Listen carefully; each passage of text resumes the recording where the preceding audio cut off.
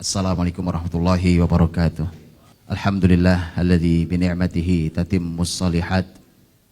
Asyhadu an la ilaha illallah wahdahu la syarika lah. Wa asyhadu anna Muhammadan abduhu wa rasuluh. Allahumma salli wa sallim wa barik wa an'im ala sayyidina Muhammadin wa ala alihi wa sahbihi ajma'in. Ya ayyuhalladzina amanu taqullaha haqqa tuqatih wa la tamutunna illa wa antum muslimun. Rabbana taqabbal minna innaka antas samiul alim wa tub alaina innaka antat tawwabur rahim. Amma ba'd, saudara-saudariku yang dimuliakan Allah Subhanahu wa taala, shaimin dan shaimat hafizakumullah. Hari yang sangat luar biasa barokahnya, mengawali hari kita isi dengan kebaikan, di bulan penuh dengan keberkahan, di majelis ilmu yang juga penuh dengan keberkahan, cahaya, ketenangan. Mudah-mudahan Allah Subhanahu wa taala memberikan kepada kita semua keberkahannya, untuk kita ketenangan, kedamaian, diberikan kepada kita ilmu yang menjadi basirah, menjadi cahaya yang bisa membuka mata kita, dan mudah-mudahan makin hari kita semakin menuju titik yang diridhai Allah Subhanahu wa taala. Sesri rahmati Allah Subhanahu wa taala, temanya adalah sirah dalam Al-Qur'an. Bagaimana Al-Qur'anul Karim menuturkan tentang sejarah dengan cara Al-Qur'an yang mukjizat dan pasti berbeda dibandingkan dengan buku sejarah menuturkannya. Bedanya jelas bahwa Al-Quran adalah mukjizat, setiap hurufnya adalah mukjizat, bahkan memiliki makna yang besar, dan pasti berbeda dengan buku sejarah. Walaupun dalam Al-Quran sepertiganya adalah sejarah, tapi Al-Quran bukan buku sejarah. Al-Quran adalah panduan, karenanya sejarah yang ditulis di sana pasti untuk panduan, pasti digunakan untuk memandu perjalanan orang-orang beriman di sepanjang zamannya. Nah, saudara dirahmati Allah Subhanahu wa taala, hari ini kita ingin memulai dari sebuah kisah yang juga ibrohnya terbaik untuk kita umat Muhammad sallallahu alaihi wasallam, walau dia terjadi jauh sebelum Nabi Muhammad sallallahu alaihi wasallam, yaitu kisah Nabiullah Yusuf alaihissalam, yang oleh Al-Quran dibuatkan oleh Al-Quran ada satu surat khusus, yaitu surat Yusuf. Kita akan melihat, tentu karena waktu kita tidak panjang, karena surat Yusuf itu ada 111 ayat, yang kalau satu ayat dibahas 1 menit saja itu 111 menit. Kalau satu ayatnya dibahas setengah jam, antum kebayangkan berapa hari selesainya. Dan pasti sangat banyak para ulama telah menulis, mengambil hikmah, mengambil ibroh, pelajaran, nasihat dari kisah Yusuf. Jangankan para ulama, Nabi Muhammad SAW sendiri berkali-kali dalam hidupnya mengambil keputusan, menyampaikan sesuatu berdasarkan kisah surat Yusuf alaihissalam. Kisah Nabi Yusuf alaihissalam banyak contohnya, bukan hanya Nabi SAW, bahkan hingga Ummul Mukminin Aisyah radhiyallahu anha, ketika beliau ditimpa musibah hadithul ifki, kisah tuduhan dusta kepada beliau, maka pun Aisyah radhiyallahu anha mengambil kalimat dari kisah Nabiullah Yusuf alaihissalam. Bahkan dalam qiyamul lailnya, sebagaimana diriwayatkan oleh Umar radhiyallahu anha, bahwa Aisyah radhiyallahu anha membaca ayat dalam surat Yusuf diulang dan setelah kemudian dia menangis. Sepanjang dia mengulang, sepanjang itu dia menangis. Qiyamul lail sepanjang itu dengan menggunakan satu ayat, dan ini adalah satu hal yang menunjukkan bahwa surat Yusuf luar biasa. Contohnya Rasulullah SAW ketika beliau, nanti ada babnya, ketika beliau di Mekah dalam dakwahnya dan diganggu oleh orang-orang Quraisy, kemudian beliau berdoa pada Allah Subhanahu wa taala, Allahumma a'inni alaihim kasab' sinin Yusuf. Ya Allah, bantu aku mengalahkan orang-orang Quraisy itu dengan 7 tahun yang sulit di masa Yusuf. Itu doa Nabiullah Muhammad SAW. Dan Allah Subhanahu Wa Taala memberikan masa yang sangat sulit bagi orang-orang Quraisy dengan doa Nabi SAW, dan baru berhenti ketika mereka minta agar Nabi Muhammad berdoa pada Allah untuk dihilangkan. Jadi mereka juga tahu bahwa ada Allah yang menghilangkan itu, ada Allah yang mengabulkan doa Nabi. Tapi mereka juga tidak kunjung beriman. Rasulullah SAW bahkan di peristiwa sangat penting ketika Rasulullah SAW beliau sudah berhadapan dengan para pembesar Quraisy yang sudah gemetar ketakutan. Nabi naik ke pintu Ka'bah, kemudian di hadapannya dikumpulkan para pembesar yang masing-masing tahu apa dosanya pada Nabi SAW. Masing-masing tahu mereka pernah berlaku kriminal terhadap Nabi SAW. Nabi SAW bertanya, mata dhunnun anni fa'ilun bikum. Menurut kalian saya mau apakan kalian ini? Ini orang sudah gemeteran. Orang sudah gemeteran itu tinggal nunggu mau dihukum apa. Bahkan mungkin mereka sudah membayangkan dihukum mati. Karena Nabi juga sudah mengumumkan nama-nama yang harus dihukum mati. Dimanapun mereka berada, bahkan bergelantungan di sekitar Ka'bah sekalipun. Kata Nabi, bunuh mereka dimanapun berada. Nama-namanya sudah keluar, Pak. Maka para pembesar pasti sangat gemetaran itu. Karena kebayang oleh mereka mati nih kita ini. Nabi SAW begitu mengumpulkan malah membuat mereka semakin gemetar pasti. Orang sudah gemeteran nunggu hukuman malah ditanya, kira-kira mau saya apain kalian? Bayangkan? Mereka mencoba untuk di nafas terakhirnya kurang lebih itu mencoba untuk memohon dengan penuh belas iba kasihan gitu. Dia mengatakan, akhun karim, ibnu akhin karim, kamu kan saudara kami yang baik. Nah gitu ya. Dulu dicaci maki, terakhir dibilang kamu baik-baik aja kan, orang kamu baik. Biasa begitu Pak, orang nanti antum akan lihat. Inilah sejarah perjalanan Nabi Yusuf alaihissalam. Pak, di ujung saja semua pada minta maaf ya kan. Di awal-awal Masya Allah yang menghina, mencaci maki, membuat makar segala macam. Maka hati-hati teman-teman. Membuat makar, membuat sesuatu yang membuat saudara sakit, jangan-jangan suatu hari antum akan berbelas iba, minta kasihan dikasihani. Hati-hati. Tahan lisan, tahan tangan antum membuat coretan. Hati-hati, suatu hari antum minta maaf. Dan saat itu bayangkan, antum tidak tahu berhadapan dengan siapa. Apakah akan berhadapan dengan orang semulia, mudah memaafkan seperti Nabiullah Muhammad dan Nabi Yusuf, antum tidak akan tahu. Bertemu dengan orang mulia, maka Nabi Muhammad SAW begitu mendengarkan kalimat para gemeteran, orang-orang yang gemetaran ini, Nabi SAW mengatakan, al-yaum aqul kama qala Yusuf li ikhwatih. Hari ini aku akan berkata seperti Yusuf pernah dulu berkata pada saudara-saudaranya. Kan mereka juga saudara-saudara Nabi. Quraisy, sama-sama Quraisy. Yang teman, yang saudara, yang sepupu, yang paman kan. Hari ini saya ingin berkata sebagaimana Yusuf berkata kepada saudara-saudaranya. Dan itu ada dalam surat Yusuf. La tathriba alaikumul yaum yaghfirullahu lakum. Sudah tidak ada lagi kesalahan kalian pada saya hari ini. Mudah-mudahan Allah mengampuni kalian. Idhabu fa antumut tulaqa. Silahkan kalian pergi, kalian semua saya bebaskan.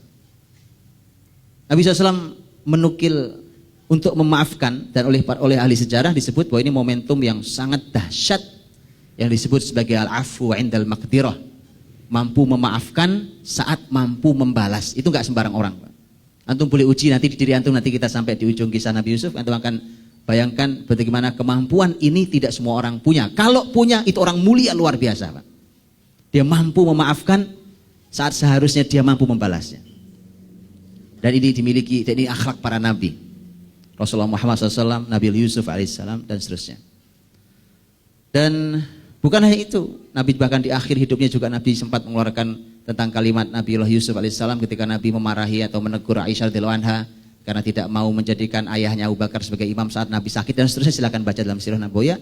Artinya bahwa dalam kehidupan Nabi dan para sahabat kisah-kisah ini menjadi panduan hidup mereka. Aisyah radhiyallahu anha ketika tadi saya katakan beliau sedang tertuduh, beliau mengatakan saya tidak bisa berkata apa-apa pada kalian. Saya sampaikan kepada kalian kalimat ayahnya Yusuf. Fasabrun jamil. Wallahul musta'anu ala ma tasifun. Ini sih saya sabar saja, sabar yang indah, sabar yang bagus.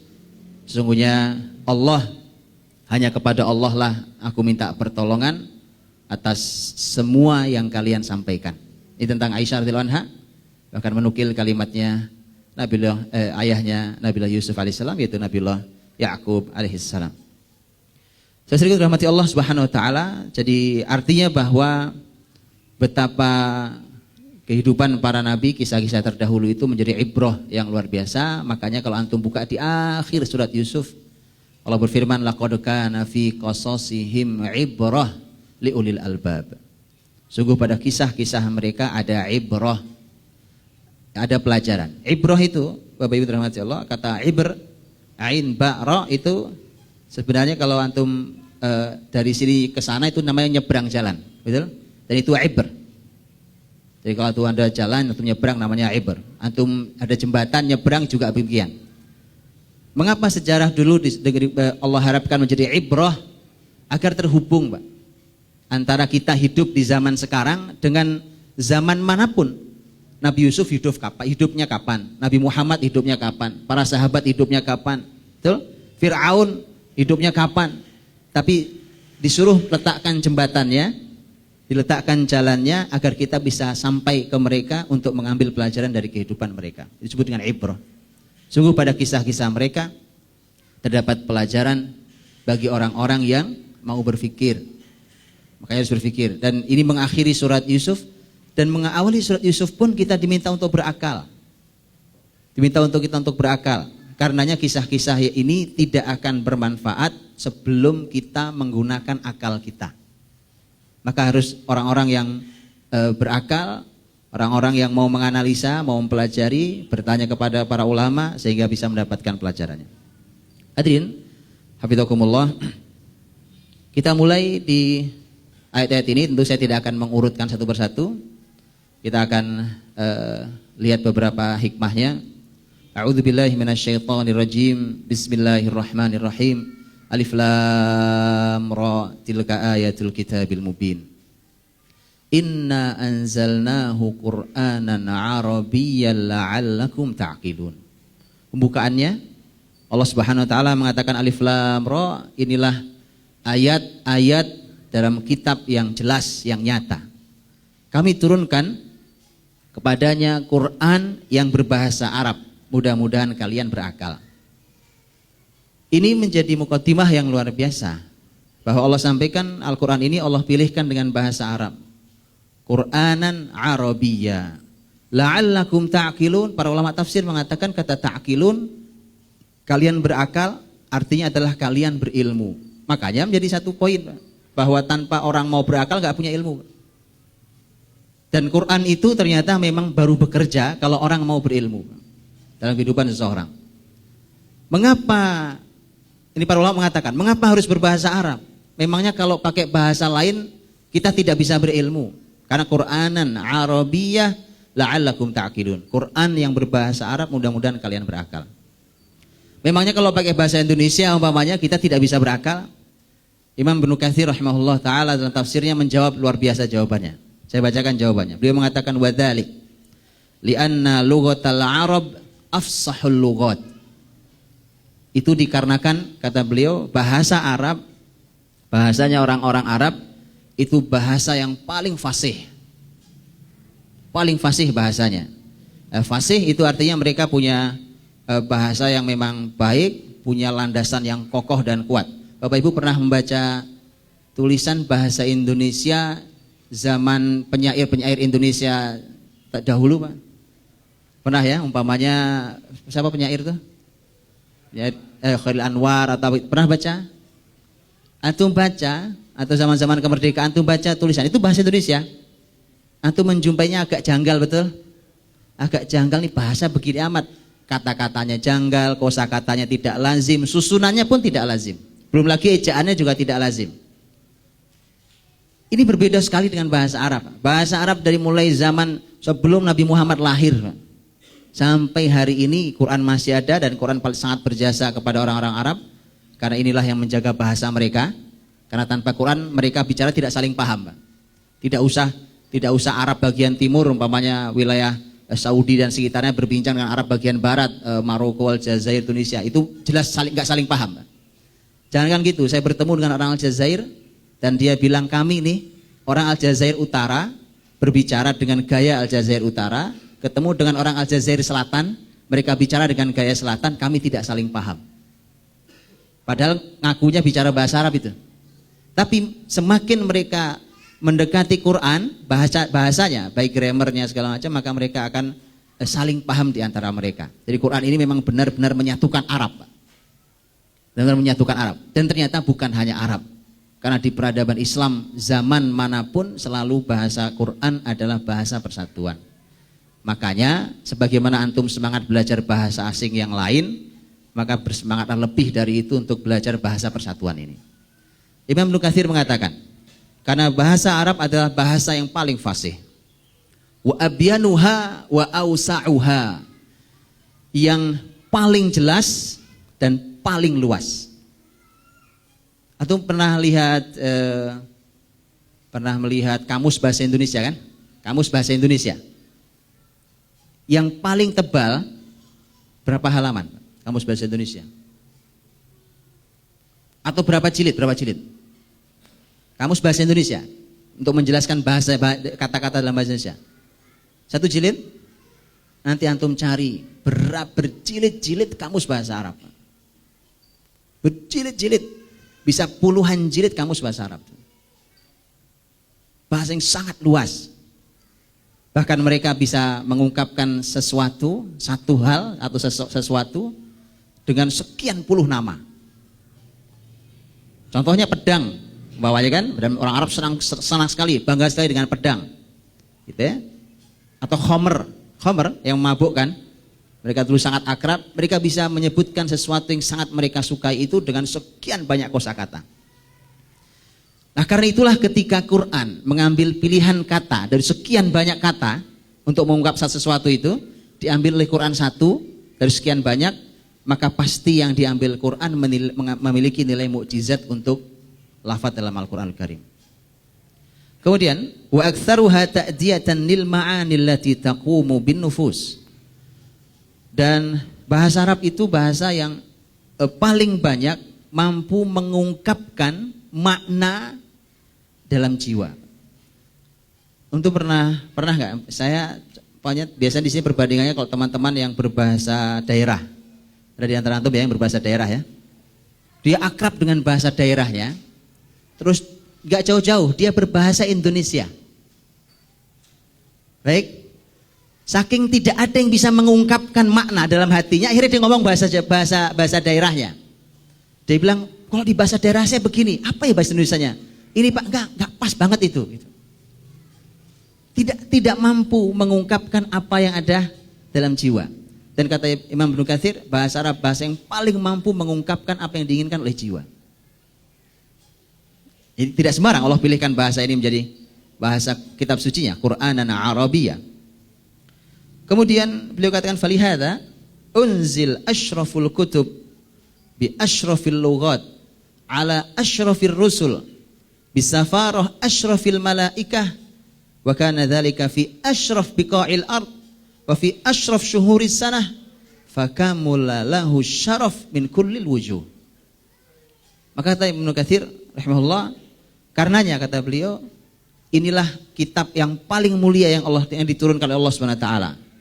Diturunkan dengan bahasa yang paling mulia, bahasa Arab. Diturunkan kepada Rasul yang paling mulia, Rasulullah Muhammad SAW.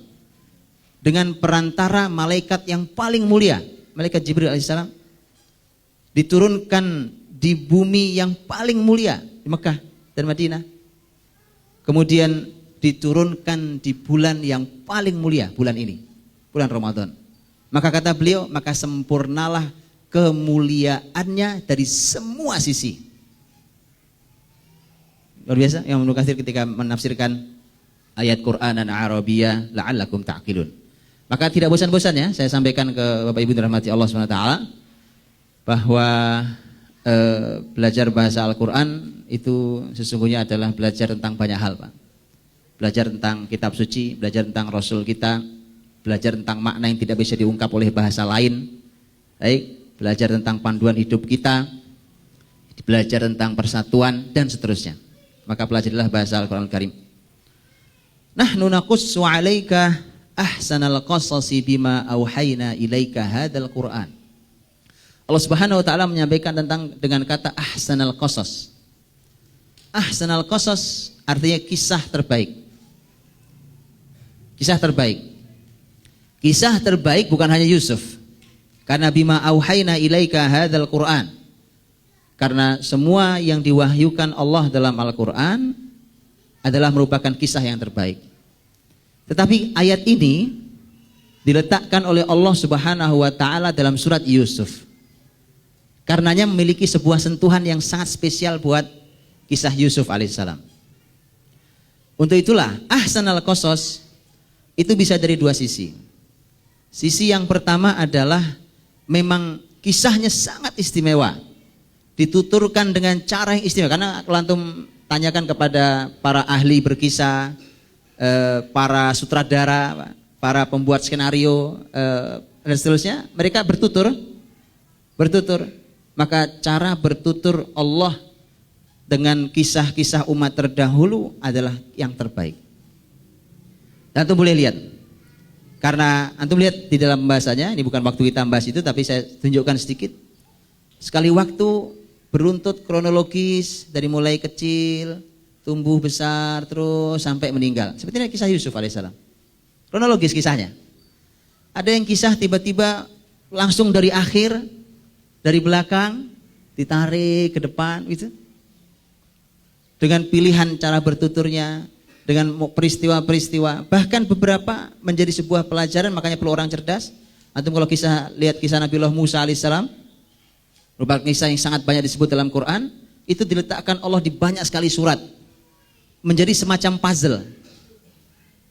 Kalau mau diuji, Pak, keluarkan semua ayat-ayat tentang Nabi Musa, baik, kemudian perintahnya satu, tolong diurutkan secara urutan kronologis waktu. Dari mulai Musa kecil terus begitu sampai akhir. Itu PR besar sendiri. Pelajaran mahal, makanya berkisah seperti sejarah ini betul-betul menjadi orang yang berakal. Tapi begini modelnya. Dan Quran mengatakan ini adalah ahsanal qasas. Karena ini memukaddimahi surat Yusuf, maka surat Yusuf menjadi perhatian yang besar sebagai salah satu ahsanal qasas, kisah-kisah terbaik. Kemudian yang kedua juga, sisi yang kedua disebut sebagai kisah terbaik adalah dari sisi pelajarannya. Kalau tadi kisahnya, cara bertuturnya dan seterusnya, yang kedua ibrohnya, pelajarannya. Kalian suka lihat kan? Ada cerita, ada kisah, ada dongeng yang manfaatnya susah diambil pelajaran baiknya, Pak. Kalau nggak percaya tuh nonton sinetron. Coba antum lihat, ini pelajaran baiknya di sebelah mana gitu ya? Iya, dan saya pernah diminta untuk meluruskan sebuah sinetron, Pak. Gitu ya. Kemudian saya bilang saya nggak pernah nonton sinetronnya. Saya kasih ke saya videonya. Karena saya nggak pernah nonton. Begitu saya tonton, Pak, ya saya dikasih setumpuk VCD-nya. Sinetron berbasis sejarah, ya. Kemudian saya bilang, saya susah meluruskannya, semua error ini. Karena ada landasan, ini kan dibangun di atas sejarah, dan sejarahnya ada, asli ada. Dari mana saya membenahinya? Jadi, antum bisa bayangkan itu. Memaksakan diri kan. Tapi inilah ahsanal qasas. Quran ketika menuturkan bahwa orang paling jahat di muka bumi, Pak. Orang paling jahat di muka bumi bawahnya, seperti Firaun. Tapi ketika Allah menuturkan tentang orang paling jahat ini, ternyata ada pelajaran yang luar biasa di balik kisah itu. Bima auhayna ilaika hadzal Qur'an wa in kunta min qablihi laminal ghafilin. Dulu kamu wahai Muhammad enggak tahu kisah ini. Kenapa tidak tahu?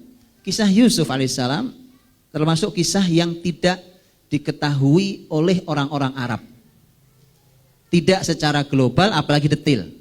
Sebagian kisah para nabi orang Arab paham. Kisah Nabi Ibrahim paham, kisah Nabi Lot mereka paham, tapi global, tidak detail. Tapi Nabi Yusuf alaihissalam kisahnya tidak tahu, orang Arab tidak tahu sama sekali. Karena disebutkan dalam riwayat bahwa orang-orang Yahudi yang memang paham tentang kisah Yusuf, sangat paham. Karena ini ini adalah putra Yakub, Bani Israel, putra-putra Israel, Yakub alaihissalam. Dan itu pasti tercatat dalam kitab suci mereka. Karena itulah mereka sangat paham detailnya. Maka orang-orang Yahudi itu suka kumpul dengan orang-orang musyrik Quraisy Mekah untuk orang-orang Yahudi ini memberikan bekal ilmu guna menyerang muslimin. Jadi bukan barang baru kan Pak hari ini. Mereka memberikan karena mereka yang punya ilmu, tapi yang punya kekuatan berhadapan langsung Quraisy. Maka kata Yahudi, saya kasih ilmunya. Oke, nanti tanyain ke Muhammad. Pasti dia bingung. Dan ditanyakan dengan ditanyakan detail, bahkan dalam banyak riwayat disampaikan. Maka mereka bertanya tentang Muhammad, kabarkan kepada kami tentang Yusuf, dan seterusnya. Nabi Muhammad SAW beliau tidak menjawab sampai turun wahyu, karena beliau juga tidak ada ilmunya. Makanya Quran mengatakan, wa in kunta min qablihi laminal ghafilin. Dulu kaum Muhammad gak tahu kisah Yusuf ini. Dan ternyata menariknya di sini, diturunkan bukan hanya untuk menjawab pertanyaan orang Quraisy, tapi diturunkan Allah untuk menjawab keadaan Rasul dan muslimin saat itu. Jadi makanya kisah sejarah itu harus bisa menjawab semua hal yang ditanyakan oleh zaman. Hari ini kita ada di zaman sekarang, betul? Dengan semua permasalahannya, semua permasalahan muslimin, tanyakan pada sejarah, antum akan ketemu jawabannya semuanya. Kisah Yusuf ini alaihissalam diturunkannya di Amul Huzn. Rawi mengatakan turunnya di Amul Huzn, di tahun kesedihan. Tahun kesedihan itu tahun 10 kenabian.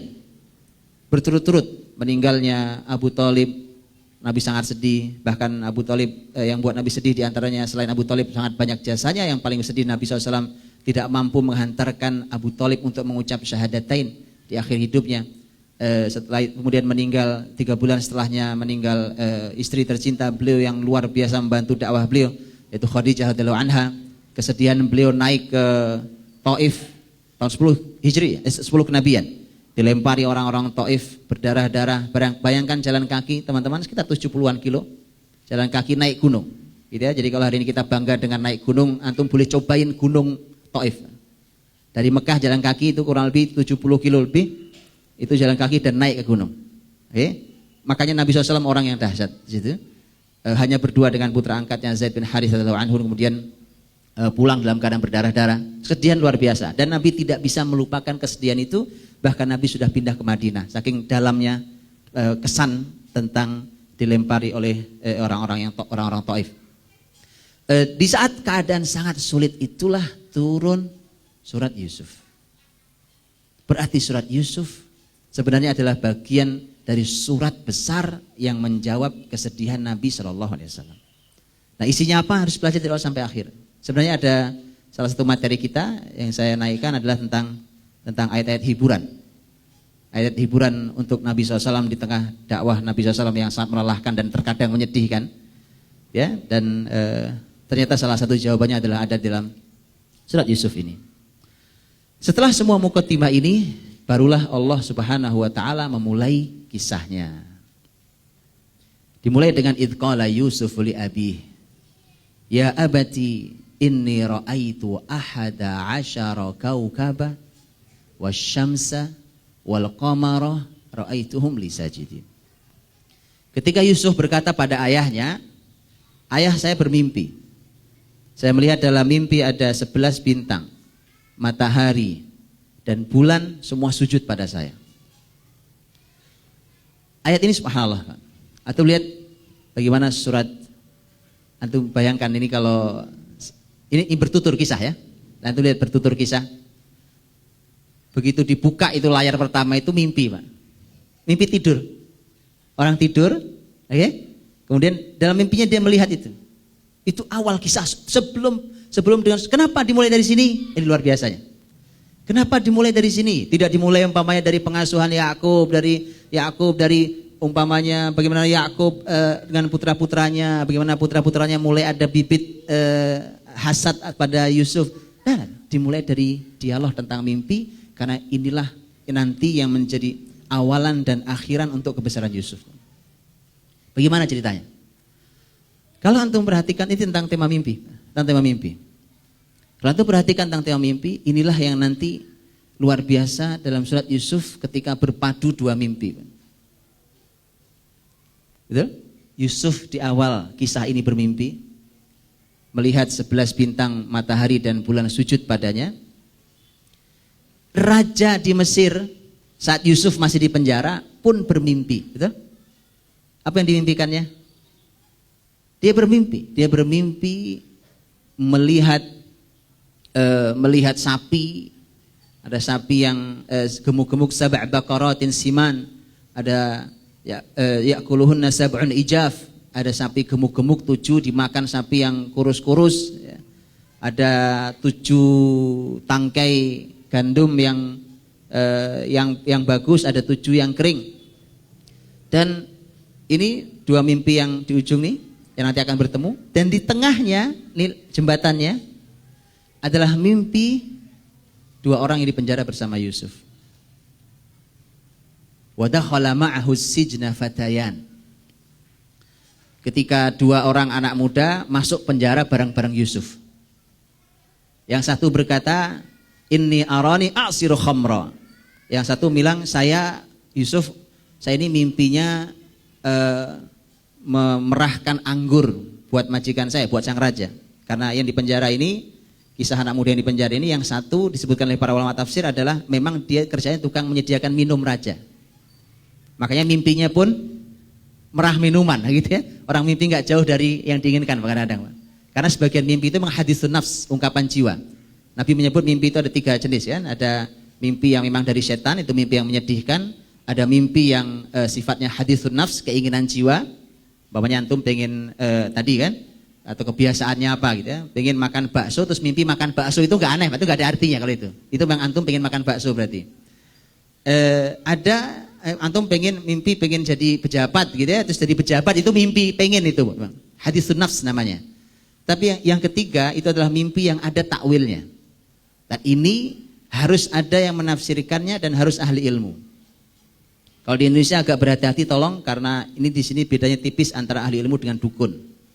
Di Indonesia tentang tafsir mimpi. Ya mohon sangat berhati-hati ya.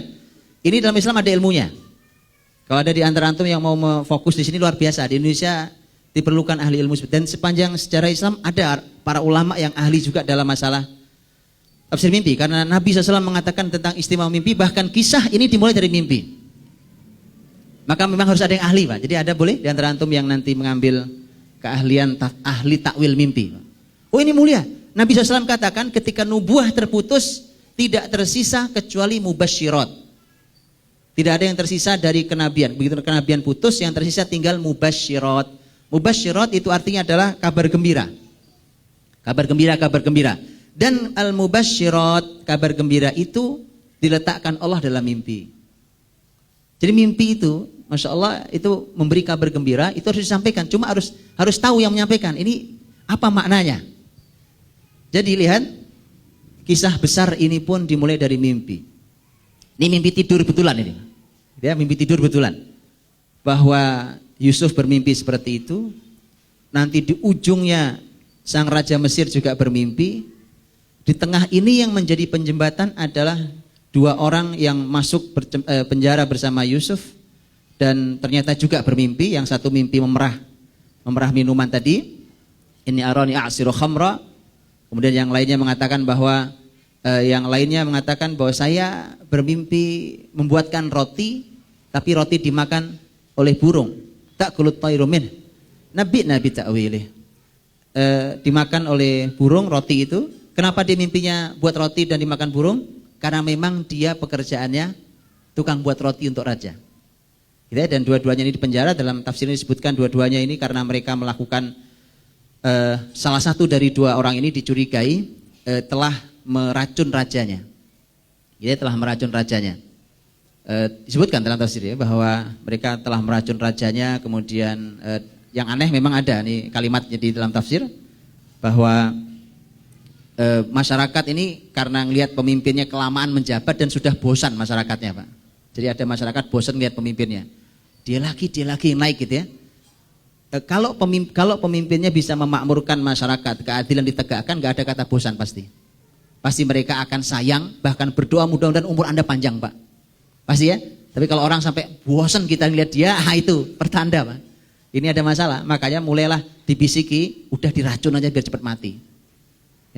Diracun biar cepat mati itu, maka yang paling tepat dibisiki dua anak muda ini. Karena yang satu penyedia minuman, yang satu penyedia makanan. Karena tidak tahu siapa yang membubuhi racun, maka ditangkap dua-duanya, masukin penjara dulu. Masukin penjara dulu. Gitu dalam kisah tafsirnya. Baik, intinya adalah justru inilah yang menjadi penjembatan ketika Yusuf berhasil menakwilkannya. Nabi ta'wilih, kata mereka berdua, Yusuf tolong sampaikan pada kami apa takwil mimpi ini. Nah, inilah yang menjembatani nanti begitu ternyata Yusuf benar-benar mampu menafsirkan mimpi dengan benar. Karena yang satu orang dihukum mati, tadi yang mimpi si pembuat roti itu yang dihukum mati ternyata dia pelakunya. Adapun yang memerah anggur karena dia bukan pelaku maka dia selamat dibebaskan. Kan Yusuf juga berpesan kepada yang dibebaskan itu, "Udhkurni 'inda rabbik." Nanti kalau kamu keluar tolong ini diceritain ya sama raja. Yusuf masih di penjara, Pak, enggak keluar-keluar. Gimana cara keluarnya? Sampaikan nanti ke raja tentang ini. Dan lihat bagaimana Allah menakdirkan sesuatu, ketika sesuatu harus terjadi, ternyata Allah berikan mimpi kepada raja dan dia perlu seorang ahli takwil mimpi. Dan gak ada yang bisa menakwilkan karena mimpinya aneh sekali. Mimpi aneh, sapi gemuk dimakan sapi kurus. Apa tuh artinya? Maka ketika dia minta pada staf ahlinya untuk menyampaikan apa tafsirnya, mereka hanya menjawab qalu adghatsu ahlam. Itu sih cuma mimpi kosong, itu gak ada artinya raja. Artinya mereka sih tidak mengatakan tidak ada takwilnya sebenarnya. Mereka hanya mengatakan sudahlah lupakan aja itu. Itu mimpi kayak begitu tuh mimpi aneh itu. Adghatsu ahlam. Makanya mereka juga mengakui wa man nahnu bi ta'wil ahlam bi'alimin, bahwa kami ini tidak punya kemampuan untuk menawilkan mimpi ini. Nah, makalah baru kemudian setelah muncul nama Yusuf, dan inilah yang nanti menjadi salah satu penyebab utama di mana Yusuf dikeluarkan dari penjara. Maka dan ternyata ini pula yang nanti diulang-ulang dalam Quran beberapa kali. Setidaknya ada 3 kali kata takwil al-ahadits. Antum lihat surat Yusuf nanti, antum cari itu ada 3 kata. Ini PR buat antum ya, kan ngajinya 6 kali pertemuan ya. PR buat antum nyari 3 kata takwilul ahadits, yang artinya adalah tafsir mimpi. Takwil ahadits disebutkan, saya ingat saya ada 3 kali dalam surat Yusuf ini, di mana nanti diantaranya kisah ketika Yusuf baru saja mulai kisahnya, wa kadzalika yajtabika rabbuka wa yu'allimuka min ta'wilil ahadits. Begitulah Allah memilihkan engkau, Allah memilihmu, dan Allah mengajarkan kepadamu takwil hadis, tentang tafsir mimpi, takwilul ahadits. Nanti ada yang kedua dan nanti ada yang ketiga, dan yang ketiga itu adalah sudah hasil akhir dari mimpi yang baru dimulai ini. Hasil akhirnya ketika Yusuf alaihissalam membawa orang tuanya, semua saudaranya, bahkan dibawa masyarakatnya, dibawa ke Mesir. Jadi hijrah besar-besaran yang jumlah mereka, para ulama berbeda pendapat. Ada yang mengatakan sekitar 80-an, 60-an, ada yang mengatakan lebih dari ratusan bahkan dan seterusnya, ada berbeda pendapat. Tapi yang jelas jumlah mereka banyak. Dibawa pindah dari Badui Syam, Palestina. Saat itu Palestina Badui. Palestina Badui. Peradaban ada yang di Mesir. Jadi Mesir memang lebih tua. Peradaban ada yang di Mesir, dan Nabi Yusuf sendiri menyebut bahwa negeri Syam adalah Badui. Itu Palestina saat itu. Maka mereka pindah ke sana dan mendapatkan kebesarannya, semua kumpul, sudah saling minta maaf, saling memaafkan. Yusuf berkata pada ayahnya, hadza ta'wilu ru'ya min qabl. Inilah ya tafsir mimpiku yang dulu. Ya? Jadi memang dari awal sampai akhir berkisah tentang mimpi. Dan ternyata ini juga luar biasa. Bukankah life skill takwil mimpi inilah yang menjadi model Yusuf keluar dari penjara? Itu. Maka ini juga sebenarnya sebuah wilayah besar ya. Sebuah wilayah besar.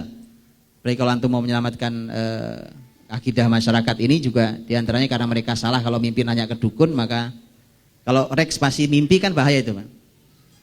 Gak jelas siapa yang mau jawab. Siapa yang menjawab kan? Siapa yang menjawab? Nah, kalau yang jawab tebak-tebakan atau yang jawab dukun itu bahaya. Bertanya ke dukun itu dosa besar. Baik.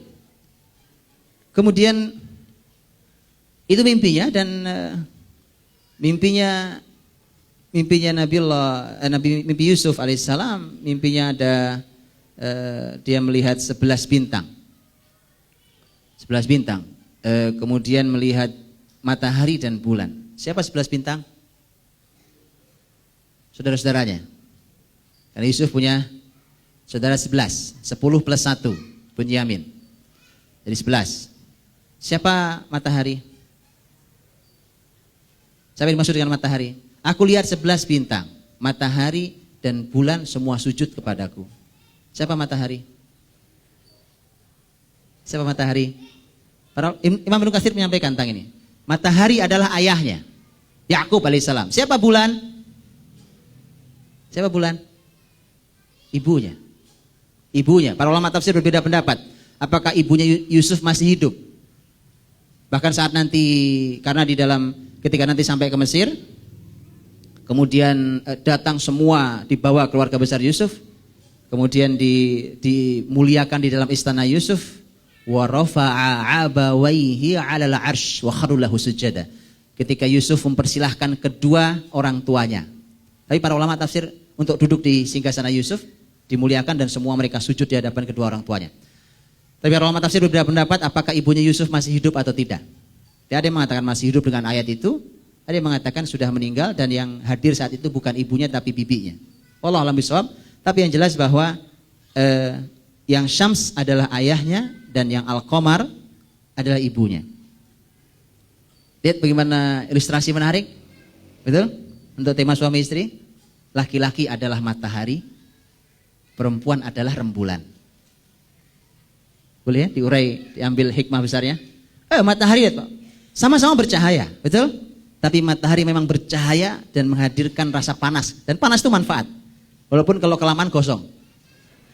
Paham ya? Kalau bulan, dia bercahaya, tapi tidak ada panasnya. Betul? Makanya kalau mau bicara tentang kesyahduan, pasti orang bicara rembulan. Tapi kalau orang mau bicara tentang tenaga, power, orang bicara tentang matahari. Dan ambil pelajaran yang lainnya. Laki-laki adalah matahari dan perempuan adalah, kayaknya naik di status kayaknya habis ini kayaknya nih. Antum kebiasaan antum misalnya ini. Baik. Saya rahmati Allah SWT. Kemudian ayahnya menjawab, qala ya bunayya la taqsus ru'yaka ala ikhwatik fayakidu laka kaida. Inna syaitana lil insani aduwwum mubin. Ayahnya menjawab, kan ini bercerita Pak. Yusuf saat itu masih kecil. Para ulama juga berbeda pendapat berapa usia Yusuf saat itu. Ada yang mengatakan sudah belasan tahun dan seterusnya. Yang jelas dia bercerita pada ayahnya saja dan ayahnya mengatakan, ya bunayya, wahai anakku, la taqsus ru'yaka ala ikhwatik. Jangan kau ceritakan mimpimu ini pada saudara-saudaramu. Kenapa? Fayakidu laka kaida. Nanti saudara-saudaramu akan membuat makar kepada kamu. Apa urusannya? Apa hubungannya? Wong ini mimpi.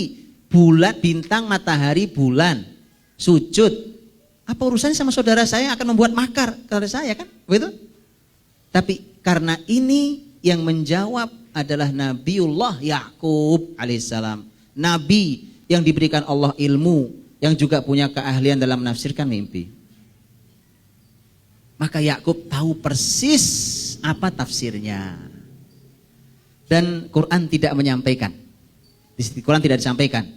Apakah di Quran tidak menyampaikan kalau Yakub menyampaikan ke Yusuf apa arti takwil itu, arti mimpi itu, apa takwilnya? Artinya tidak ada. Kemudian Yakub mengatakan bahwa itu artinya begini, nah engkau kelak akan menjadi pemimpin semua saudara. Nah, enggak ada. Cuma bilang jangan kau ceritakan kepada saudara-saudaramu karena akan ada makar nanti dari mereka kepada kamu. Dan bukankah ternyata benar, Pak? Bahkan Yusuf tidak bercerita kepada saudaranya, bahkan kejadian. Makanya bicara tentang mimpi sekali lagi ada ilmunya. Ini ilmu yang kelewat kita pelajari biasanya. Padahal ini bab besar sendiri. Dalam Islam juga ada babnya sendiri tentang mimpi. Di antara adab orang bermimpi tentu tidak boleh bohong, Pak. Jadi kalau orang ada, ini dosa besar. Orang ngaku saya mimpi padahal dia nggak mimpi. Baik, hati-hati, itu guyonan pun tidak boleh dalam urusan dosa, ya. Yang kedua juga di antara adab orang bermimpi adalah tidak boleh menceritakan pada semua orang. Ini kan kepada saudara sendiri, Pak. Saudara saja tidak boleh. Nah, jangan. Jadi harus menyampaikannya hanya kepada orang yang berilmu agar ditakwil dengan ilmu. Dan ini adalah Nabi Yakub alaihissalam. Dan Nabi Yakub mengatakan, inna syaitana lil insani aduwwum mubin. Sesungguhnya setan itu bagi manusia musuh yang nyata. Coba lihat, ini bicaranya orang cerdas begini nih, Pak. Bapaknya Nabi, anaknya cerdas begini cara ngomongnya. Nanyanya kan mimpi. Jawabannya kemana-mana, coba lihatin. Ya, aku mimpi begini. Ya, jawabannya, jangan kau ceritakan pada saudaramu. Nanti mereka berbuat makar. Setan itu musuh manusia. Apa coba? Ini hanya dialog orang cerdas, Pak. Nah gitu. Makanya kalau bicara sama anak tuh dengan bahasa cerdas kayak gini, Pak. Enak ngomongnya, ya kan? Susah, antum nanti punya anak yang nggak biasa dilatih dengan kecerdasan seperti ini. Itu antum ngomong sudah detail, sudah setengah jam. Ditanya, ngerti nggak? Nggak ngerti, Pak. Aduh, ngomong apa sih Bapak ini? Orang cerdas dengan isyarat dia paham, gitu ya. Wallabibu bil isyarati yafhamu, kata orang Arab, ya. Orang cerdas itu pakai isyarat pun paham. Kenapa? Dan subhanallah, lihat. Ini pelajaran. Ini kalau salah satu pendapat ulama, ya. Salah satu pendapat ulama bahwa nanti masa berpisahnya Yakub dengan Yusuf itu 80 tahun. Ada yang mengatakan 40 tahun. Oke? Ada yang mengatakan 40 tahun, ada yang mengatakan 80 tahun, ada yang mengatakan dan seterusnya. 80 tahun berpisah. 80 tahun berpisah, Pak. Semua pelajaran ayah di usia kecil itu masih diingat dengan baik oleh Yusuf. Ini pentingnya memberikan pelajaran sejak usia kecil. Ya, dan kita semua tahu itu. Apa buktinya? Lihat, apa buktinya? Ketika antum buka jauh di hampir akhir dalam surat Yusuf, ya. Ketika Yusuf sudah berhasil mendatangkan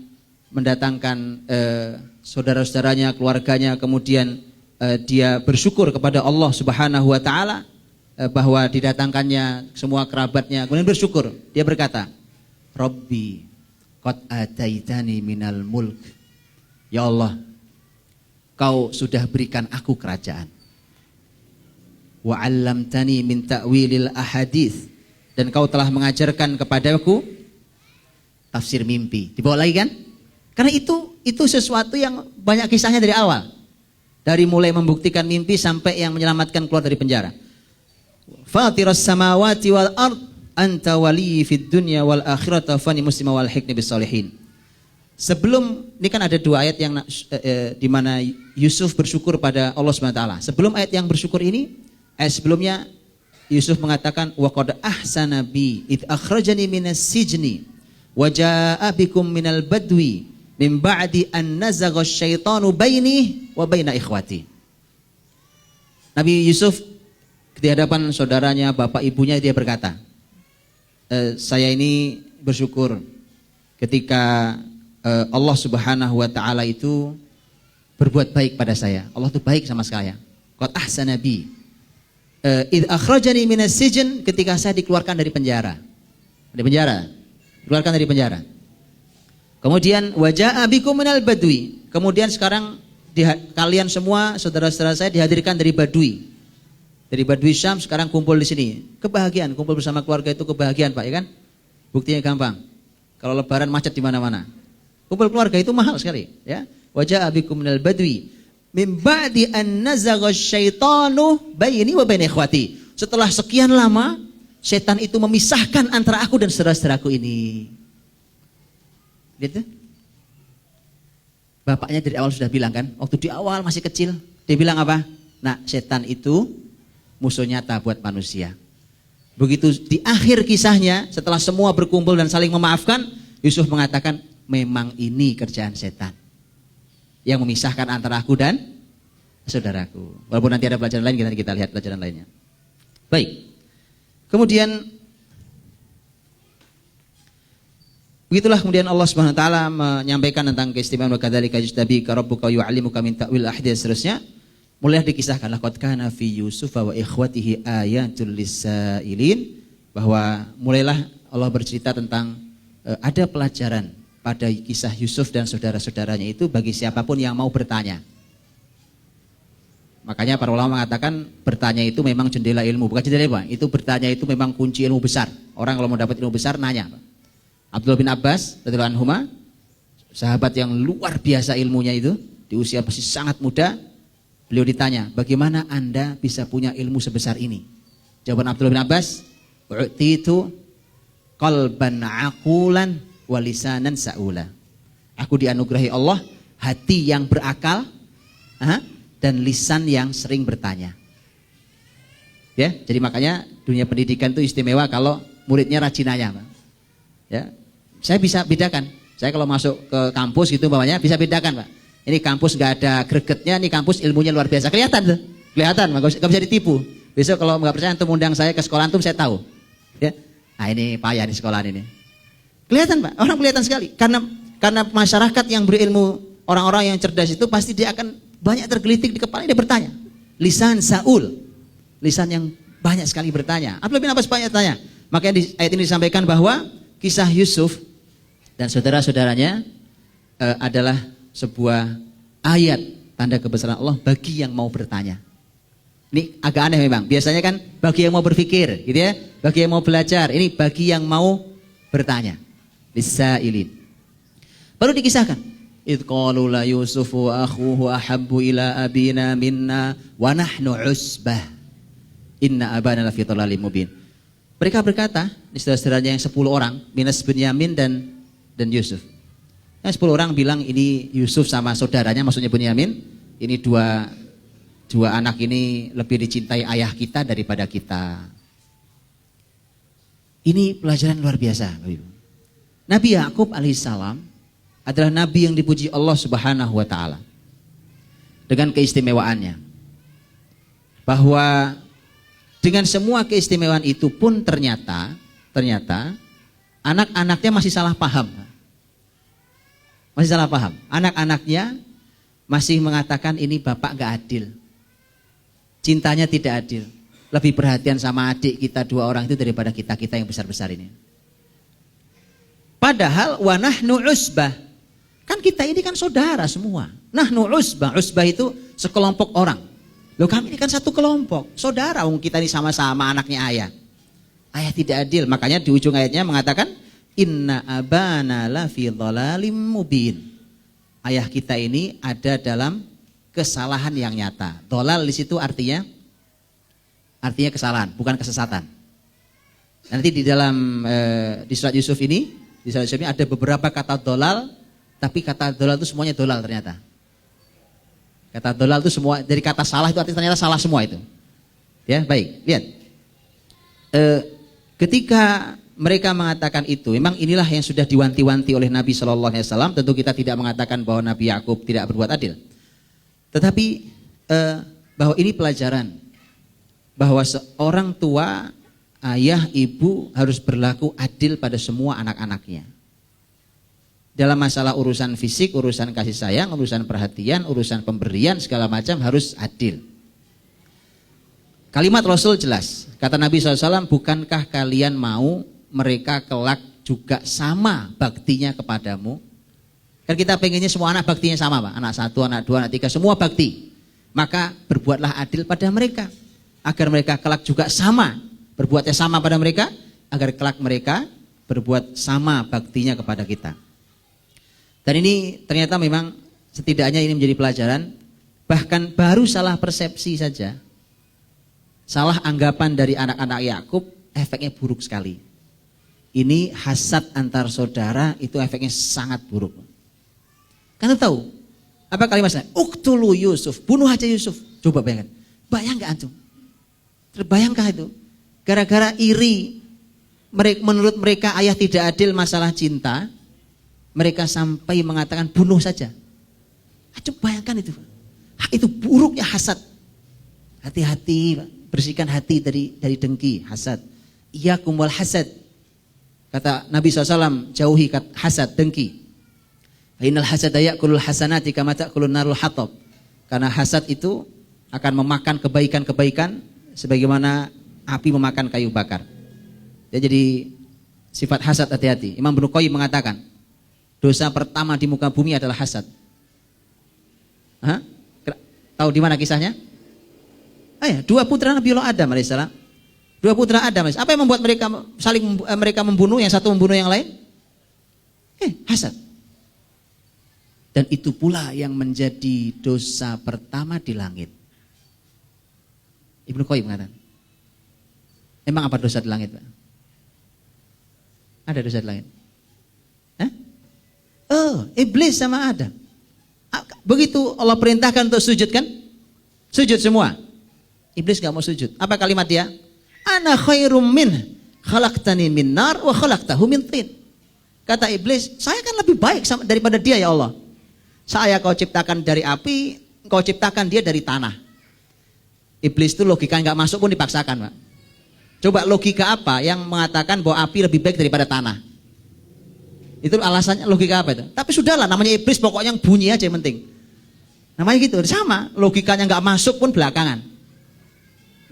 Jadi karena hasad itu Allah berikan kemuliaan Adam.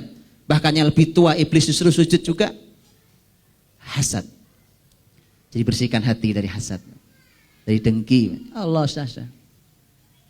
Kan, doakan kebaikan, bukan didoakan agar hilang kenikmatannya. Ya, kalau mau minta sama Allah, ya aku minta sama kayak dia, gitu.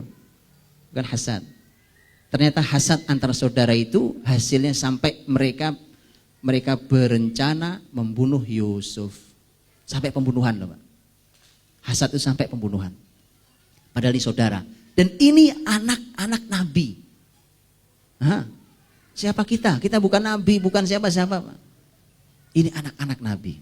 Maka berhati-hatilah minta pertolongan Allah, ya kan? Kalau kita dikasih keluarga yang soleh bersyukur. Yang bersyukur ini masya Allah kisah anak-anak nabi nih, Pak. Bersyukur kalau kita dikasih masya Allah pasangan, dikasih anak-anak yang soleh, masya Allah disyukuri, Pak. Disyukuri, mudah-mudahan Allah tambahkan kenikmatan yang lainnya. Dan kata Usbah itu jadi pasal karet tuh, Pak. Kalau di kita pasal karet tuh. Usbah itu kan artinya tadi kami ini kan satu tim. Artinya satu saudara. Saya semua ya kan, Yusuf, Bunyamin kan sama bapaknya. Yakub. Kenapa bapak bedakan? Kita ini Usbah. Atau melihat beberapa ayat setelahnya ketika muncul juga kata Usbah ketika mereka mencoba untuk meyakinkan Yakub, enggak usah ragu ya, gitu ya, bahwa kami akan menjaga Yusuf. Waktu Yusuf kami ajak bermain saat menggembala nanti. Qalu la in akalahu dzi'bu wa nahnu usbah. Waktu ayahnya menyatakan, aku khawatir nak, khawatir nanti Yusuf dimakan serigala. Mereka bilang, gak usah khawatir ya, gak usah khawatir dimakan serigala karena kami usbah.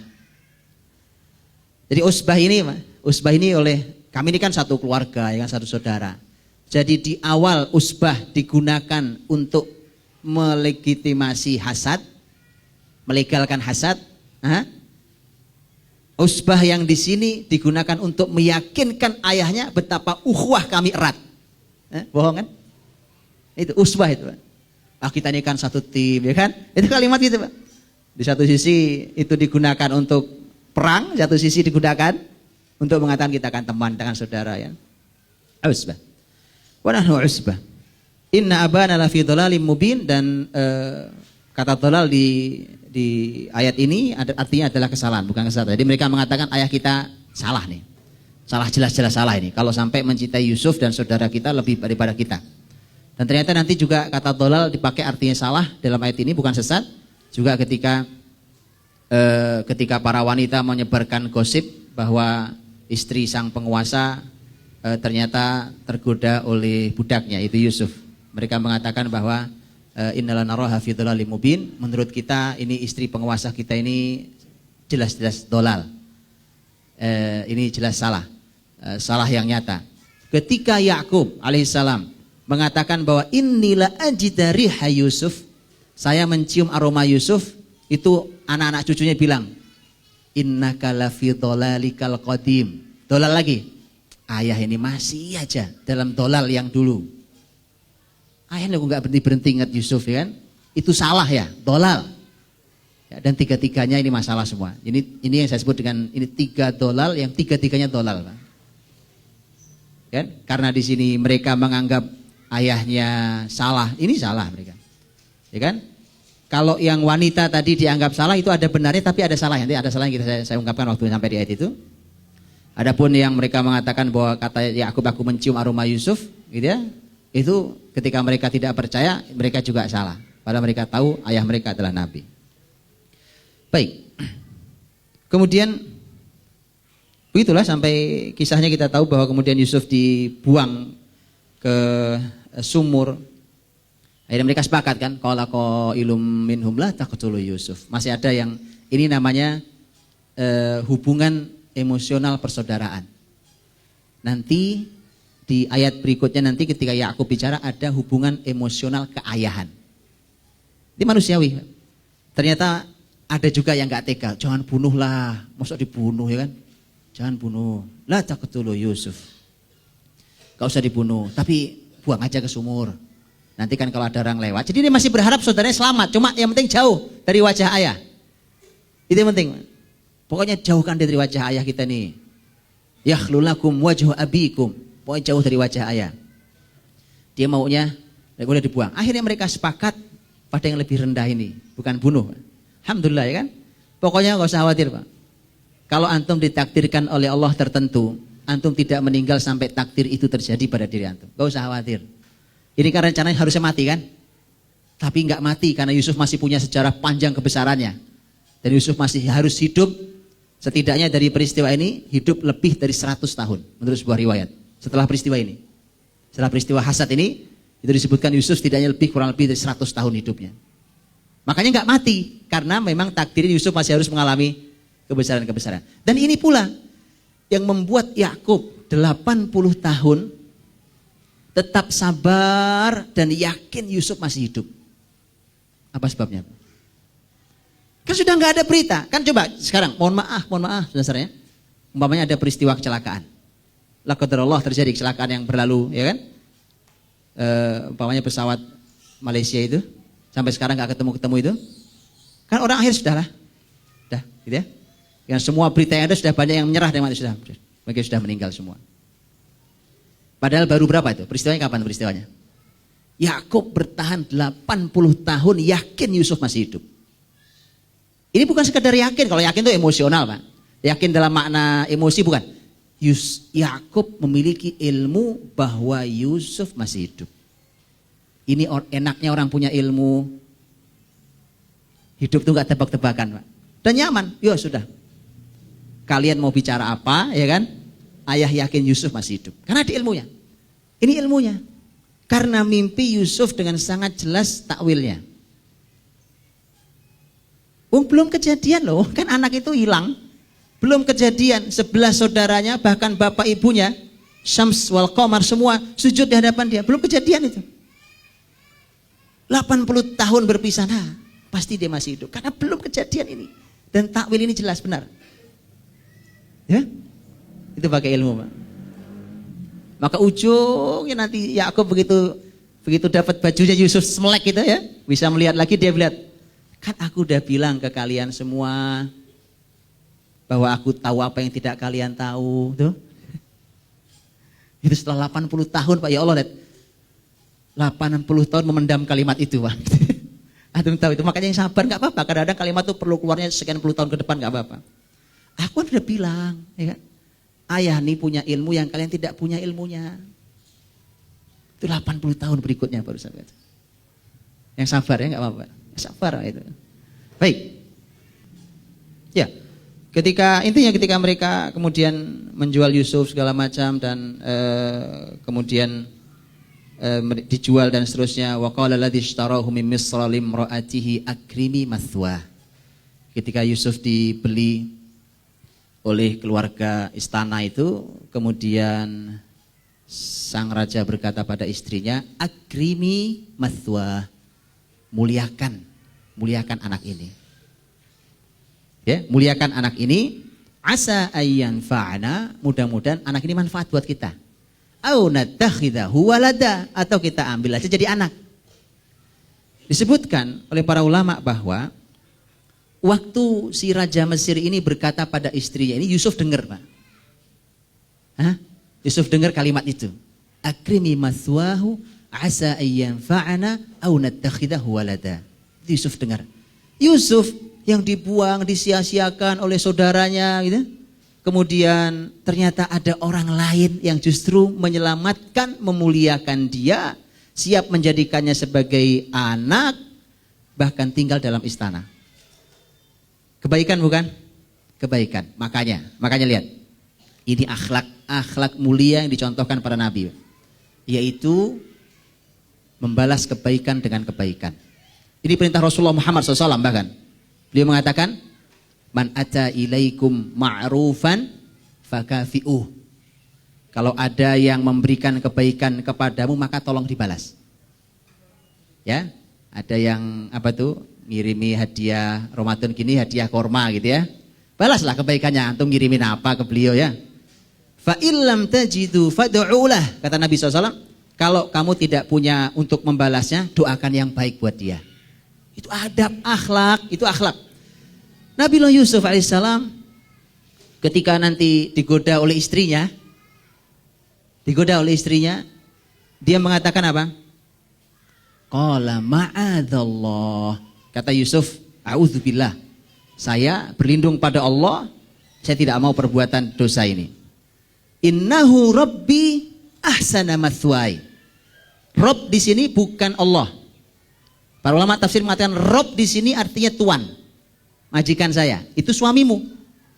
Suamimu. Sesungguhnya dialah tuanku yang telah memberiku posisi yang baik ini. Innahu rabbi ahsana mathwai. Dimadukan dua hal. Yang pertama imannya, yang kedua membalas jasa kebaikan orang itu. Itu akhlak, Pak. Jadi kalau ada istilah di bahasa peribahasa kita, air susu dibalas dengan air tuba, wah itu orang kebangetan banget itu. Gitu ya? Kebaikan balas dengan kebaikan, itu akhlak para nabi. Setelah itu kita tahu akhirnya Yusuf digoda oleh istri penguasa itu, wadat hullati huwa fi baitiha an nafsih. Ini kisah wanita ini nanti puncaknya di kalimat inna kaidakunna azim. Sesungguhnya tipu daya kalian para wanita memang sangat besar. Ini memang bahasnya agak nggak enak dikit, tapi saya bahas dikit aja ya, karena nggak enak. Allah Subhanahu wa taala menyebutkan tentang tipu daya setan itu disebutnya lemah. Inna kaidasyaitoni kana dha'ifa. Sesungguhnya tipu daya setan itu lemah. Tapi ternyata bicara tentang perempuan, inna kaidakunna azim. Ternyata tipu daya wanita itu besar. Ini memang itu ya. Tapi ini Quran memberi pelajaran. Ini bukan mencela wanita, tapi ini memberikan peringatan baik pada laki-laki ataupun pada wanita. Dan ternyata benar. Lihat perencanaan yang dibuat oleh sumbernya itu kan istri penguasa ini. Yusuf begitu makin besar kok tambah ganteng gitu. Nah, ganteng anak ini kan. Dan Nabi SAW kata ini dalam hadis sahih, Nabi ketika Mi'raj ke langit yang ketiga bertemu Nabi Yusuf, ya kan? Kata Nabi Muhammad SAW, saya bertemu Yusuf. Laqad u'tiya syatral husn. Dia telah diberikan setengah ketampanan. Para ulama berbeda pendapat apa arti setengah di situ. Apakah artinya setengah betul-betul bahwa tampan itu kan satu benda gitu, ganteng itu ya kan, separuh milik Yusuf sendiri. Nah, yang lainnya kita rebutan ini. Itu apakah itu maknanya? Ada yang mengatakan itu sebagian mengatakan yang lain. Oke, yang jelas ganteng banget. Antum cari orang paling ganteng hari itu nggak ada apa-apanya mah itu ya, nggak ada apa-apanya ya. Antum cari orang ini ganteng sekali, nggak ada apa-apanya itu. Makanya kalau bikin sinetron Yusuf agak susah nyarinya. Siapa pemerannya? Ya, walaupun ada juga, udah maksain dikit nggak apa-apa ya kan. Ya, ini ketika ketampanannya terlihat seperti itu, kemudian digodalah oleh istrinya, dikunci pintunya segala macam, dan qadarullah, kemudian inilah semua takdir Allah SWT ya. Begitu Yusuf nggak mau, Yusuf lari dikejar, kemudian begitu wa alfaya sayyidaha ladal bab, kemudian ketemu tuannya, suaminya si istri ini di depan pintu dikunci, Yusuf bajunya robek dari belakang kan, begitu buka gitu, kaget gak? Luar biasa kaget, betul? Kebayang gak bagaimana ekspresi perempuan kaget? Tapi karena perempuan itu canggih, Pak. Canggih dalam bab ini. Dia santai aja. Ma jaza'u man arada bi ahlika su'an illa an yusjan au adzabun alim. Coba suamiku, apa nih balasan orang yang mau berbuat jahat pada istrimu? Coba.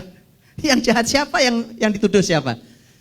Seketika dia bisa membalikkan, ada orang yang gugup itu langsung geragapan, kelihatan ya. Dia pandai itu. Apa balasan orang yang mau berbuat jahat? Ini kalau nggak dipenjara harus siksa nih orang nih.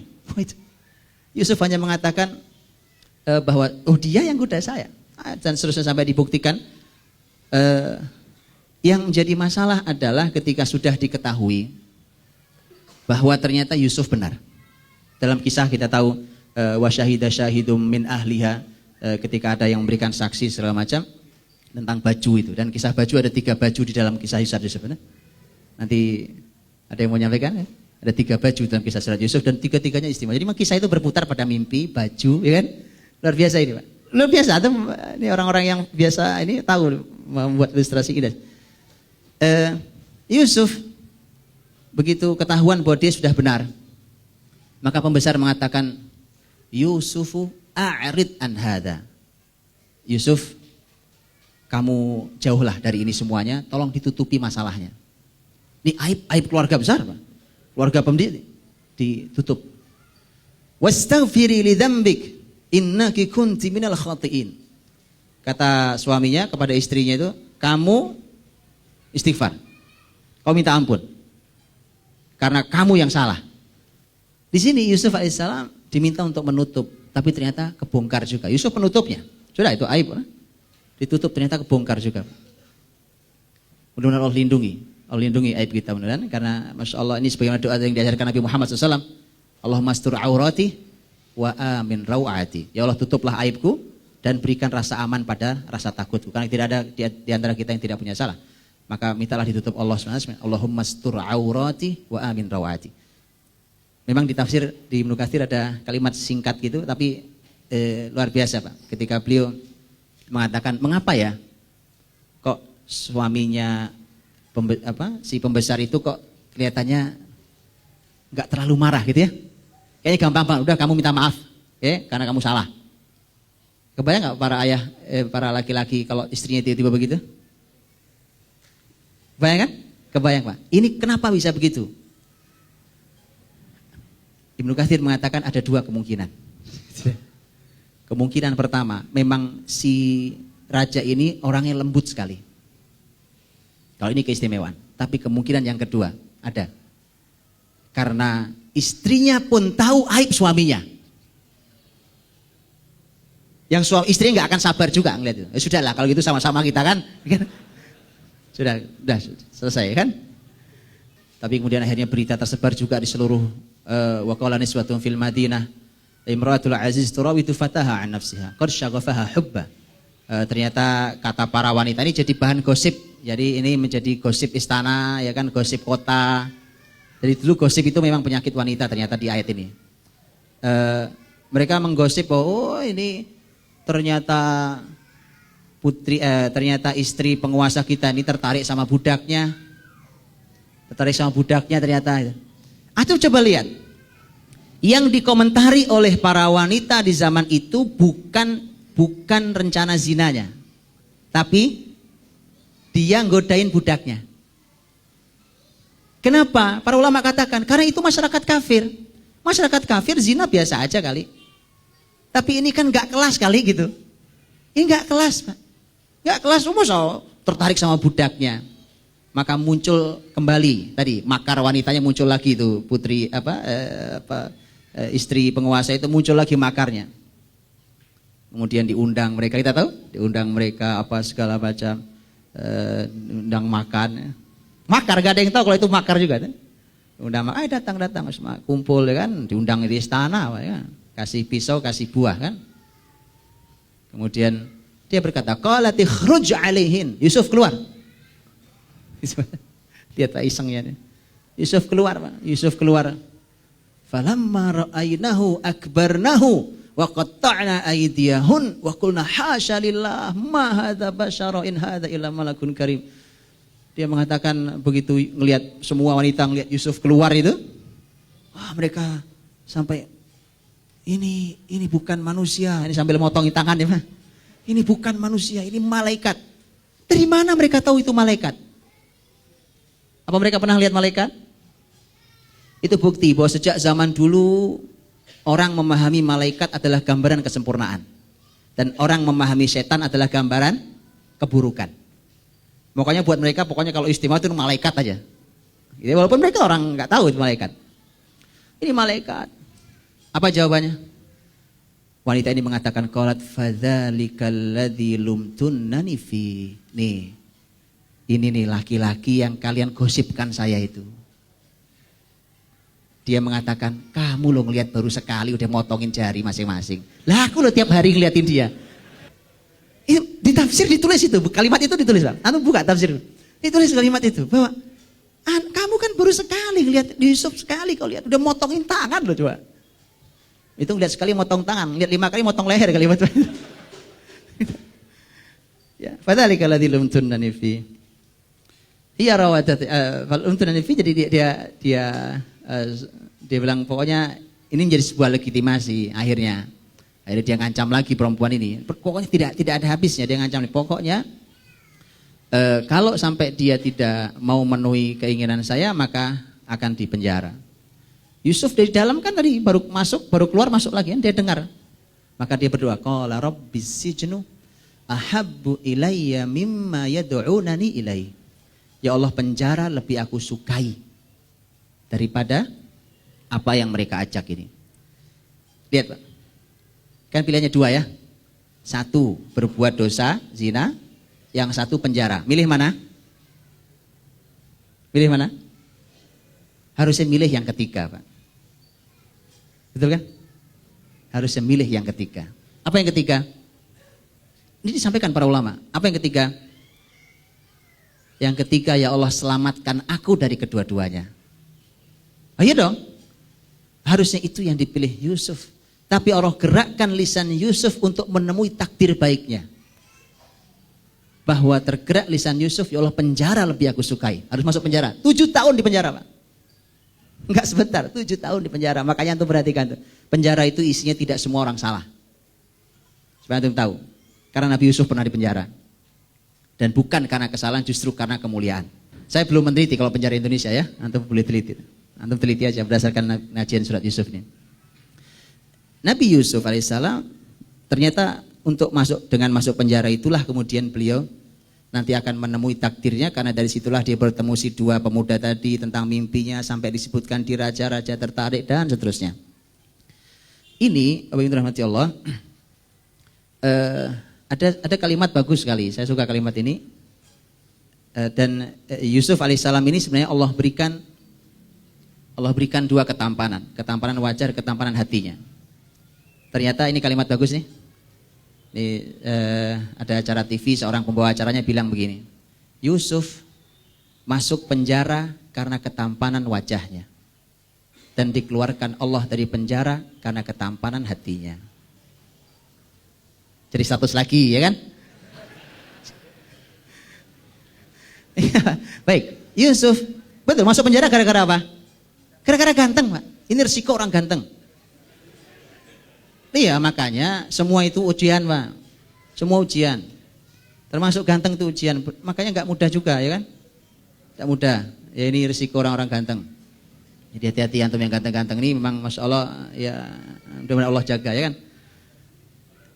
Yusuf dengan ketampanan wajahnya dia gara-gara itu masuk penjara, tapi karena ketampanan hatinya dia keluar dari penjara. Kan jadi orang yang baik. Bahkan anak muda yang minta ditakwilkan mimpinya, dia berkata, inna naraka minal muhsinin. Kami Yusuf melihat kamu ini orang baik. Padahal kan berteman baru. Berteman itu kan baru. Ternyata diamati betul ya satu orang ini. Begitu diamati, dua orang ini yakin ini orang di penjara bukan karena kesalahan. Ini orang baik nih, cuma di penjara. Ya, makanya mereka yakin betul. Karenanya walau mereka belum akrab belum kenal baik dengan Yusuf, ketika mereka mau nanya, mau minta fatwa sesuatu, nanyanya ke orang baik. Itu bahayanya kalau masyarakat, Pak, ada orang yang pura-pura baik, itu yang bahaya. Karena nanti masyarakat akan berkerumun di sekitar dia dan akan bertanya apa saja kepada orang yang dianggap baik padahal ternyata tidak. Itu bahaya. Kalau ketemunya seperti Nabi Yusuf itu Masya Allah, tabarakallah. 7 tahun di penjara Yusuf alaihissalam, dan kita tahu kemudian dikeluarkan Allah Subhanahu wa taala, dan sebelum dikeluarkan Yusuf itu juga cerdas, Pak. Karena begitu mau dikeluarkan Yusuf nggak mau. Padahal sudah lama loh, Pak. Ditungguin kan. Kapan udah 7 tahun di penjara? Begitu sang raja mengatakan itu nih, bawa ke sini Yusuf. Yusuf bilang nggak mau. Utusan yang datang ke Yusuf bilang sampaikan ke mereka, ma balun niswatil lati qatta'na aydiyahun. Tanyakan dulu, suruh raja menanyakan, itu para wanita yang motong jarinya itu apa dulu ceritanya. Yusuf ingin mengatakan bahwa liya'lama anni lam akhunhu bil ghaib, agar sang raja tahu bahwa saya tidak berkhianat saat dia tidak ada. Kan ini orang baik sama saya. Kalau pengkhianat itu berkhianat pada orang baik, Masya Allah. Maka akhirnya begitu disampaikan, dan si istri penguasa akhirnya mengakui al-ana hasal haq ana rawattuhu an nafsih. Sekarang sudah nyata benar, kebenaran itu sudah terlihat nyata, akulah yang dulu menggoda Yusuf. Baik, setelah itulah kemudian sang raja mengulangi kalimatnya dengan kalimat yang sama tapi ditambahi, itu nih astakhlisu li nafsi. Bawa ke sini Yusuf, akan saya posisikan dia khusus, saya pilih untuk saya. Nah, kalau tadi kan cuma datangkan, kalau sekarang datangkan saya akan istimewakan dia. Begitu seterusnya sampai dia mentakwilkan mimpi, dan sampailah sampai bahkan ada pengakuan luar biasa, Yusuf ayyuhas siddiqu aftina. Yusuf wahai orang yang jujur. Pengakuan hadir justru langsung dari orang yang berhadapan masalahnya dengan kita, itu pengakuan yang luar biasa. Karena sebenarnya kan masalahnya dengan suami, dan ternyata sang suami yang mengatakan engkau adalah orang yang jujur, orang yang benar. Singkat kata bahwa Yusuf alaihissalam kemudian dengan semua kebesarannya dan dengan saudara-saudaranya, kemudian sampailah di akhir kisahnya dia memanggil semua saudara-saudaranya, panggil ayah ke sini, ya kan, panggil semua saudara-saudara ke sini, bahkan masyarakat kumpulkan semua, panggil ke Mesir karena di Palestina saat itu masih Badui. Panggil ke sini dan kami kumpul di situ. Maka begitu kumpul, Quran menguraikan dengan luar biasa, Pak. Antum bisa bayangkan? Ini perpisahan 80 tahun lamanya menurut riwayat. 80 tahun, dan kerinduan ayah semakin besar ketika ternyata mencium aroma Yusuf. Dan mencium aroma Yusuf itu ternyata adalah mukjizat Nabi Yakub. Karena dalam tafsirnya falamma fasalatil 'ir, ketika rombongan itu baru bergerak dari Mesir bawa baju Yusuf, kan Yusuf memberikan ke saudara-saudaranya. Kan ini kasih ke ayah, kau letakkan di wajahnya, nanti ayah akan lihat lagi, akan bisa melihat lagi. Kemudian menurut seingat saya Abdullah bin Abbas radhiyallahu anhuma, beliau mengatakan perjalanan itu perlu 8 hari. Jadi jarak 8 hari Allah sampaikan dengan angin itu, anginnya sudah lebih dulu daripada rombongan. Angin berangkat lebih dulu. Begitu. Dan itu ternyata hanya Yakub yang bisa menciumnya. Maka Yakub bisa mencium aroma Yusuf padahal masih 8 hari sampainya. 8 hari lagi sampainya. Kemudian makanya dia mengatakan innila ajidari Yusuf. Aku bisa nyium aroma Yusuf. Gitu ya. Jadi ini bapak yang luar biasa sampai hafal aroma anaknya, Pak. Gitu ya, para ayah yang hafal aroma padahal anaknya 12. Ya kan?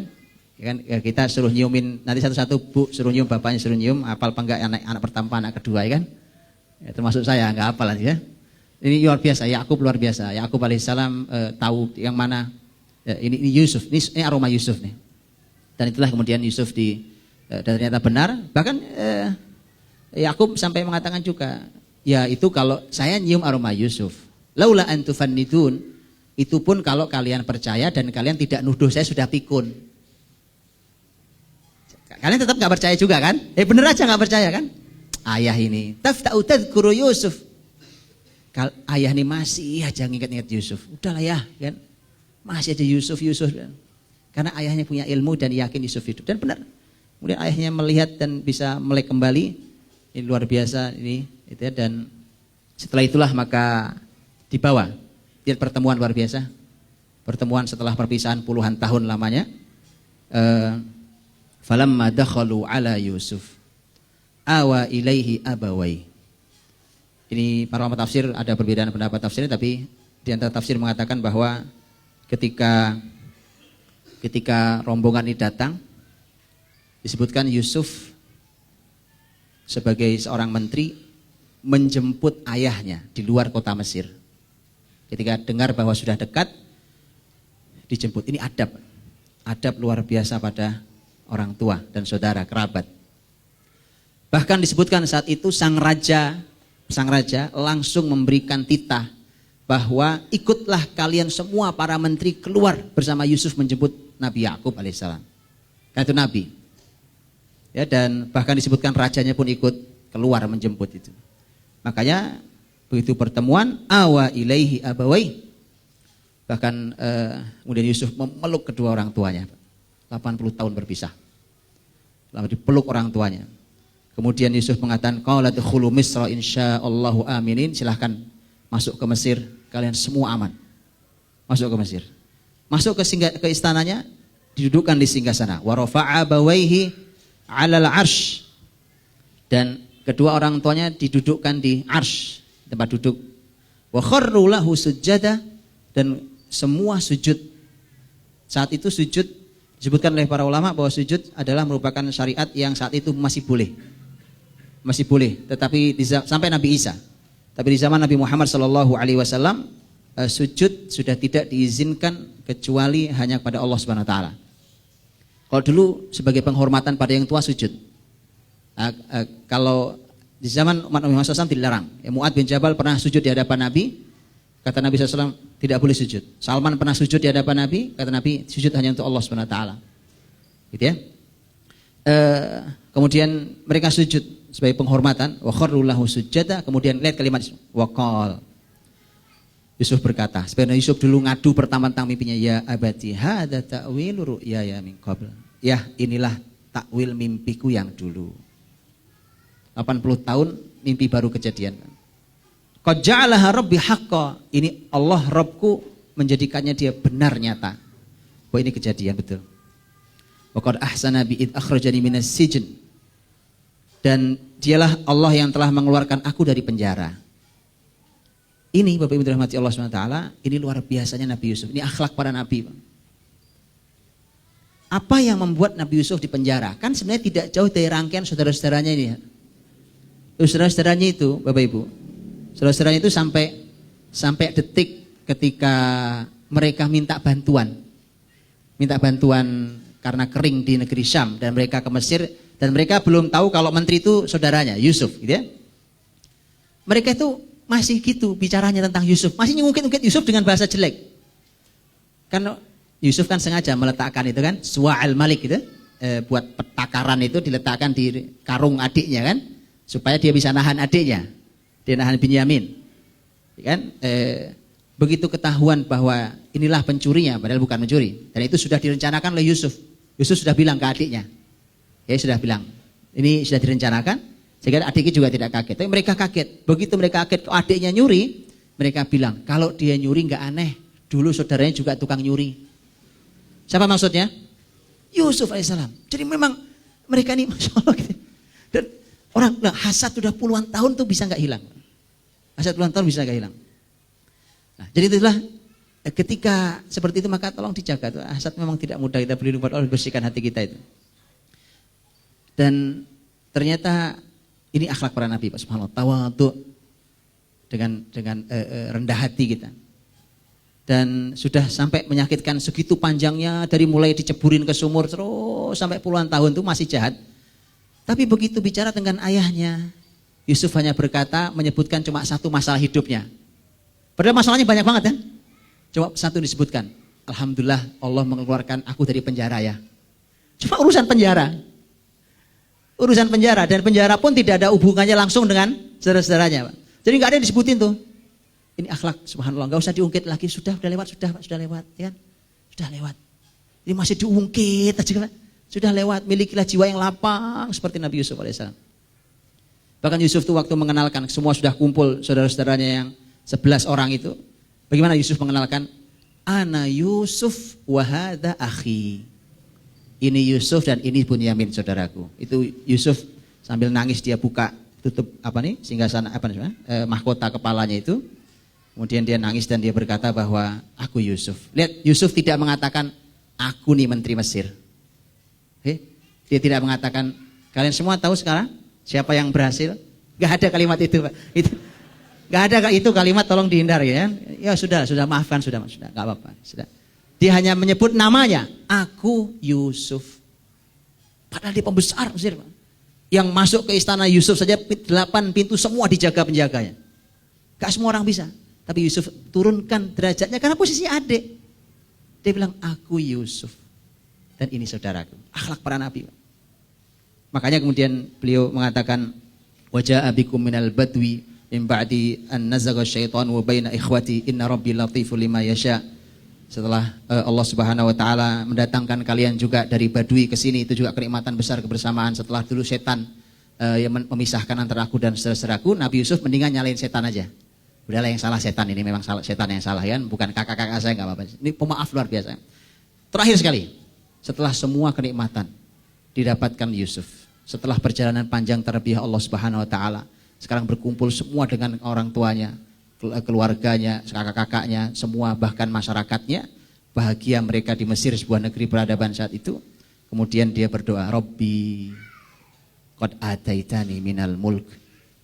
Ya Allah, sudah kau berikan kepadaku kerajaan. Wa 'allamtani min ta'wilil ahadits, dan telah kau ajarkan kepadaku tafsir mimpi. Diulang lagi. Karena ini yang luar biasa. Fatiras samawati wal ard, engkaulah yang menciptakan langit dan bumi. Anta wali fid dunya wal akhirah.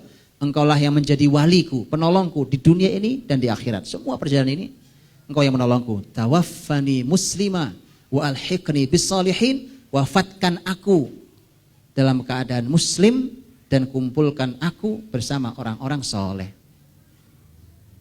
Doa terakhirnya orang setelah semua kenikmatan itu sudah. Yang tersisa tinggal, ya Allah wafatkan aku sebagai muslim. Dan pertemukan aku dengan orang-orang soleh. Mudah-mudahan kita diberikan Allah husnul khotimah. Dan perjalanan Yusuf sesungguhnya adalah perjalanan panjang dengan hikmahnya. Yang antum perlu ketahui bahwa semua kesulitan yang dialami Yusuf dari awal hidupnya sesungguhnya hanya untuk menyambut takdir utama, takdir baiknya ketika Yusuf menjadi penguasa Mesir, menjadi nabi di sana, dan bahkan mendatangkan semua kebahagiaan bagi masyarakatnya. Jadi ini adalah hanya sebuah kesabaran. Jadi semua hidup yang kita alami hari ini dengan semua permasalahannya, maka tolong disabari dan maknailah itu, berdoalah pada Allah dengan mudah-mudahan ini menjadi harga yang harus saya bayar untuk takdir yang lebih baik. Wallahu a'lam bishawab. Assalamualaikum warahmatullahi wabarakatuh.